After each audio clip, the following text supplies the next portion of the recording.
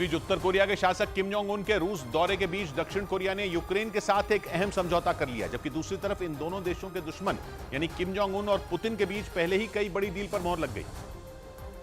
यानी दोनों कट्टर दुश्मन देश उत्तर कोरिया और दक्षिण कोरिया जंग लड़ रहे रूस और यूक्रेन को अपनी अपनी मदद देने में जुट गए। यूक्रेन के मीडिया के मुताबिक दक्षिण कोरिया ने जंग में तबाह हुए यूक्रेन के शहरों की मरम्मत के लिए मदद का भरोसा दिया, क्योंकि 18 महीने की जंग ने यूक्रेन के कई शहरों की सूरत बिगाड़ कर रख दी है। रूस की फौज के हमलों में बड़े पैमाने पर यूक्रेन की सरकारी इमारतों, रेलवे स्टेशनों और बिजली घरों को नुकसान पहुंचाया गया, जिनकी मरम्मत के लिए दक्षिण कोरिया ने यूक्रेन से हाथ मिला लिया। और दोनों देशों के बीच जो समझौता हुआ उसके मुताबिक दक्षिण कोरिया यूक्रेन को सस्ती दर पर आर्थिक सहायता देगा, ताकि यूक्रेन जंग में उजड़े अपने शहरों को दोबारा बसा सके। उधर किम जोंग उन अपने रूस दौरे के चौथे दिन वहां की लड़ाकू विमान बनाने वाली एक फैक्ट्री में पहुंच गए, जिसके बाद रूस और उत्तर कोरिया के बीच हथियारों का समझौता होने की चर्चा तेज हो गई। क्योंकि अपने दल बल के साथ उस फैक्ट्री में पहुंचे किम जोंग उन रूस के सबसे ताकतवर विमानों में एक सुखोई Su-57 को निहारते नजर आए। इतना ही नहीं, वो उस विमान से इतना ज्यादा प्रभावित हुए कि उसके कॉकपिट तक पहुंच गए, जहां रूस के एक पायलट ने उन्हें सुखोई Su-57 के बारे में जानकारियां दी। इसके बाद किम ने आसमान में उड़ान भरते रूस के सुखोई Su-35 विमानों का भी दमखम देखा।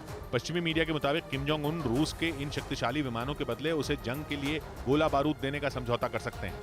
इस बीच पाकिस्तान के अखबार डॉन के मुताबिक पाकिस्तान में तैनात रहे पूर्व अमेरिकी राजदूत के खिलाफ अमेरिका की एक अदालत में सुनवाई शुरू हो गई। उन पर अपने पद के गलत इस्तेमाल का आरोप है। वो 2012 से 2015 तक पाकिस्तान में अमेरिका के राजदूत रहे।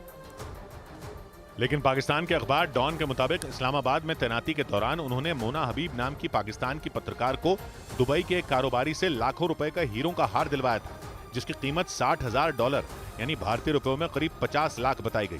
पाकिस्तान के अखबार डॉन के मुताबिक रिचर्ड ऑल्सन पर आरोप है कि पद का गलत इस्तेमाल करते हुए मोना हबीब को अमेरिका से पत्रकारिता का कोर्स कराने में भी मदद की गई थी। आरोप है कि उनकी फीस भी रिचर्ड ऑल्सन ने पाकिस्तानी मूल के एक अमेरिकी कारोबारी से भरवाई थी। पाकिस्तान की मीडिया के मुताबिक उन्होंने अपनी पत्नी को तलाक देकर मोना हबीब से शादी भी कर ली थी। बाद में अमेरिका की खुफिया एजेंसी ने उनके खिलाफ जांच की और उनसे पूछताछ की, और सवालों का सही जवाब नहीं मिलने पर उनके खिलाफ मामला दर्ज कर लिया गया। उधर अमेरिका के खुफिया विभाग ने वहां अगले साल होने वाले राष्ट्रपति चुनावों से पहले चरमपंथी गुटों के हमले का अलर्ट जारी कर दिया। अमेरिका के खुफिया विभाग ने आशंका जताई कि चुनाव से पहले वहां कुछ जगहों को निशाना बनाकर हिंसा भड़काई जा सकती है, और इसके लिए अमेरिका के चरमपंथी संगठन विदेशों में बैठे आतंकवादियों की भी मदद ले सकते हैं।